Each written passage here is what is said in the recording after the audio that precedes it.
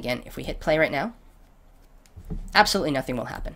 So let's incorporate the first real bit of programming in here and give our ball an artificial force. We're going to manually set some sort of force on the ball to get it moving.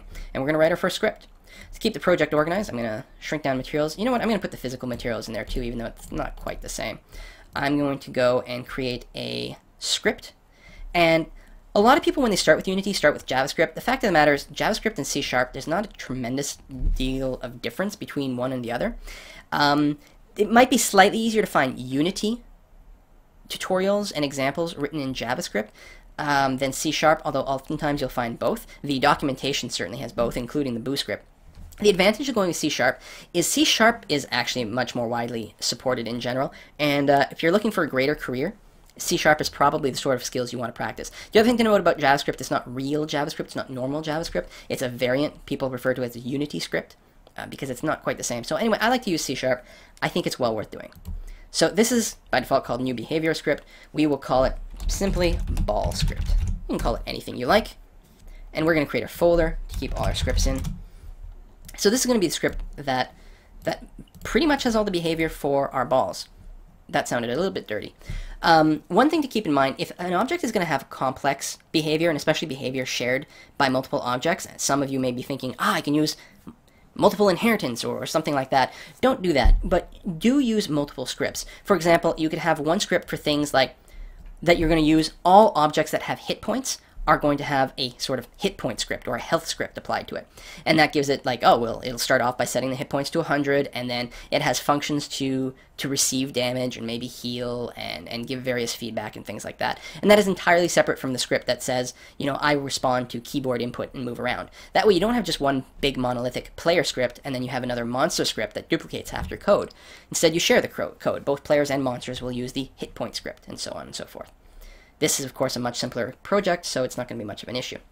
So let's double-click on this to open our ball script in MonoDevelop.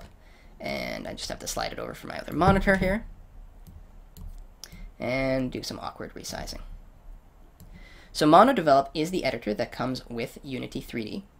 You can also use Visual Studio Express, or potentially any version of Visual Studio. But most people, I think, probably use MonoDevelop. It has better hooks into Unity. For example, if there is an error in a console log, double-clicking on the line in the error should open it in MonoDevelop and have the exact line selected. I don't think that happens in Visual Studio. So here is our script. It's got a little bit of fluff auto-generated.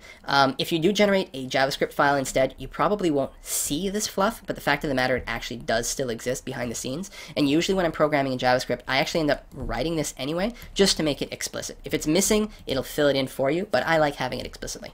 So very simple. It starts you off with two separate functions, one that will run at the start of the program, and one that is run every single frame of animation. All we're going to do is we're going to want to add a force to our current object. Now, our object, our mono-behavior object, has a variety of member variables and functions already incorporated into it. One example of a variable that is here is it automatically has a variable filled out for your rigid body. Every controller that you see here on the right has an accompanying variable that controls it. For example, something as basic as the transform, which is your position and rotation, that exists. We can go transform dot position dot x, right? And then you've gotten your x coordinate. And that includes our rigid body. And we're going to add force to our rigid body. And there's a few different ways that we can pass the force. We can instantiate a vector3 object, or we can just feed it some coordinates directly. And you know what? I'm just going to do that. I'm going to apply... Actually, you know what? Now we'll do it this way. We're going to apply a force, start off with that goes straight up. So we're going to go 0. We're going to set a force. And I think these will have to be fairly large numbers of like 1,000. Make it a float. And 0. And then close that off. So I'm just going to save this. And I'm going to tab back over. I've got a lot of windows open to Unity. It should auto-compile it. There's nothing in the console, no errors. The status bar down here would also show you errors from the console. And now if I play, well, nothing's going to happen, actually. Nothing at all. The reason is there is no gravity on the ball, but I also haven't put the script on the object. The script is just one of my assets right now. It's not actually in use. So once again, I'm going to take the ball script. I'm going to drag it onto the ball. And now if I click on ball, you can see there's a ball script applied to it. And if I hit play once more, there we go, it got a force applied to it. Apparently, I got the direction wrong. I didn't realize that 1,000 would be going down. Oh, no, okay, I think, so I was right. Positive numbers are up. I think it just happened so fast that I missed the first bounce. There we go, slowly starts to go up, and then stops. Why did it stop? I'm actually genuinely confused about this.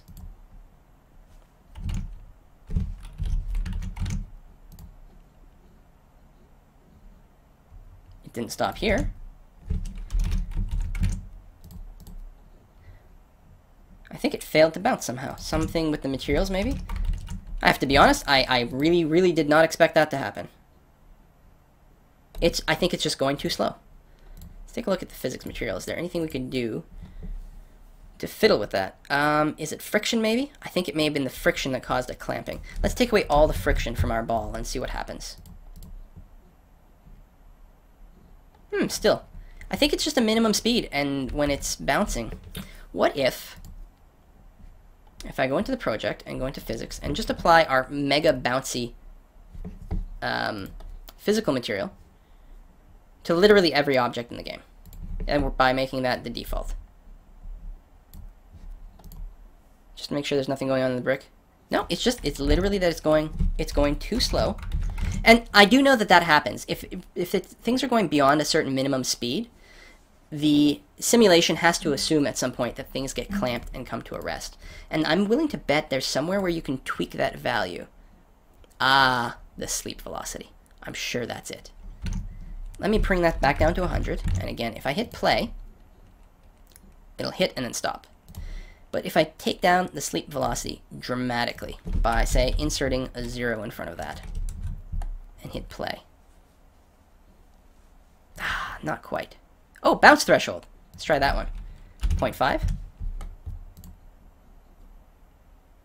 There we go. So that's the problem. I'm going to leave it where it is because you know what? That sounds perfectly fine. We're going to want our objects to move faster anyway. Let's pick 300 as a nice medium speed. Looks good to me. All right, so this object is going to keep bouncing back and forth because it has perfect bounciness. And awesome. Next thing we need is we need to be able to move the paddle. But before I do that, let's make it just slightly more visually appealing by giving it a slight diagonal motion. So now it should hit and then fall down, and I don't know, I find that very satisfying. All right, so we need to be able to move the paddle.